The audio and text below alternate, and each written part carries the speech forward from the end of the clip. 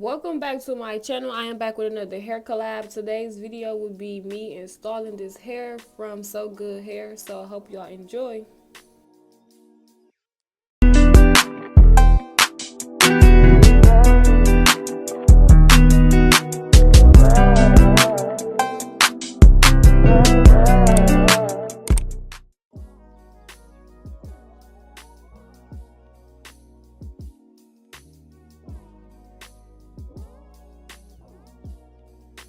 The wig came with a bonnet. It also came with a hair scarf, like a hair tie that you could tie across your hair. It came with a pencil, like for your edges. Not a pencil, but like y'all know, a band to make it tighter if you want. It also came with bobby pins and a wig cap.